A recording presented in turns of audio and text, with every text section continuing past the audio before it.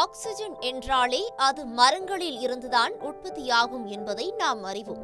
ஆனால் ஆக்சிஜன் மரங்களில் இருந்து உருவாகிறதா அல்லது கடலில் இருந்து உருவாகிறதா என்ற புதிய கேள்வி சமூக வலைதளங்களில் எழுந்துள்ளது. உண்மையில் ஆக்சிஜன் எதிலிருந்து உருவாகிறது? அறிவியல் சொல்வது என்ன? விரிவாக பார்க்கலாம் இந்த தொகுப்பில். Saubhagya Home and Kitchen Appliances. Green Park Coaching Center, All India First Rank, 720 out of 720. Number of students joined MBBS in 2024, 1951. Green Park Coaching Center.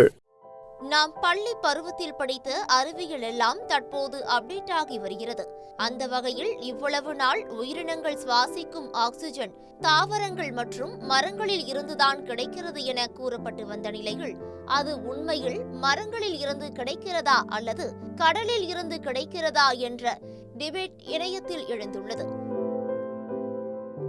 பொதுவாக ஆக்சிஜன் எனப்படுவது சூரிய ஒளி இருக்கும் இடத்திலிருந்தே உருவாகும் என கூறப்பட்டு வந்தது. ஆனால் தற்போது சூரிய ஒளியே என்னவென்று தெரியாத ஆழ்கடலில் இருந்தும் ஆக்சிஜன் உற்பத்தி ஆவதாக ஆய்வுகள் கூறுகிறது.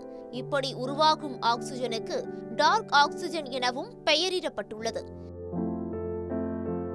பூமியின் ஆக்சிஜன் உற்பத்தியில் கடலின் பங்கு மிக முக்கியமானது. சமீபத்திய ஆய்வுகளின்படி பூமியில் உற்பத்தியாகும் ஆக்சிஜனில் சுமார் 50% கடலில் இருந்து பெறப்படுகிறதாக தெரியவந்துள்ளது. இந்த ஆக்சிஜன் பெரும்பாலும் ஆழ்கடலில் உள்ள பிளாங்டன் எனப்படும் சிறிய தாவரங்கள், சைனோபாக்டீரியா, ஆல்கி மற்றும் சில பாக்டீரியாக்கள் மூலம் உற்பத்தியாகிறது. இந்த பிளாங்டன்கள் மனித கண்களால் காண முடியாத அளவிற்கு சிறியவை.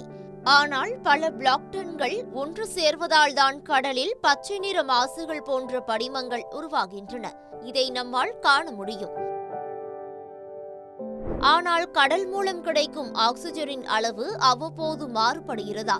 அது கடலில் உள்ள பிளாங்டன்களின் எண்ணிக்கை, பருவங்கள், நீரின் வெப்பநிலை மற்றும் ஊட்டச்சத்து அளவு போன்ற காரணிகளால் மாறுபடுகிறது என்கின்றனர் ஆராய்ச்சியாளர்கள். இதனை சேட்டலைட் படங்களை பயன்படுத்தி ஆராய்ச்சியாளர்கள் இந்த மாற்றங்களை கண்காணிக்கின்றனர். இந்த கடல் பிளாங்டன்கள் மூலம் உற்பத்தி செய்யப்படும் ஆக்சிஜன் பூமியில் உள்ள அனைத்து உயிரினங்களும் பயன்படுத்தும் ஆக்சிஜனின் முக்கிய மூலமாகும். என்னதான் கடலில் 50% ஆக்சிஜன் உருவாகினாலும் அதே அளவிலான ஆக்சிஜனை கடல்வாழ் உயிரினங்களே பயன்படுத்துவதாக கூறப்படுகிறது. அதாவது கடல் பிளாங்டன்கள் உற்பத்தி செய்யும் ஆக்சிஜன் கடல் உயிரினங்கள் மற்றும் பிற உயிரினங்கள் பயன்படுத்துவதால் இதன் அளவு குறைவாக கூறப்படுகிறது. அது மட்டுமல்லாமல் கடலில் வாழும் உயிரினங்கள் உயிரிழந்தால் அந்த உடல் அழுகி போக அதிகளவில் ஆக்சிஜன் தேவைப்படுகிறது. இதனால் இப்படி அதிகளவில் ஆக்சிஜனை எடுக்கும்போது ஐபோக்சியா அல்லது டெட் ஜோன்ஸ் எனப்படும் குறைந்த ஆக்சிஜன் கொண்ட பகுதிகளை அது உருவாக்குவதாகவும் ஆராய்ச்சியாளர்கள் தெரிவிக்கின்றனர்.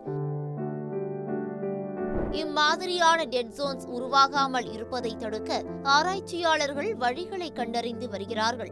இந்நிலையில் உயிரினங்களுக்கு போதுமான ஆக்சிஜன் மரங்கள் மற்றும் கடலில் இருந்து கிடைப்பதால் இவற்றை நாம் காலநிலை மாற்றம், மாசு, காடுகள் அழிப்பு போன்ற விஷயங்களில் ஈடுபடாமல் காக்க வேண்டும் என ஆராய்ச்சியாளர்கள் அறிவுறுத்தி வருகின்றனர். Saubhagya Home and Kitchen Appliances. Green Park Coaching Center, All India First Rank, 720 out of 720. Number of students joined MBBS in 2024, 1951. Green Park Coaching Center.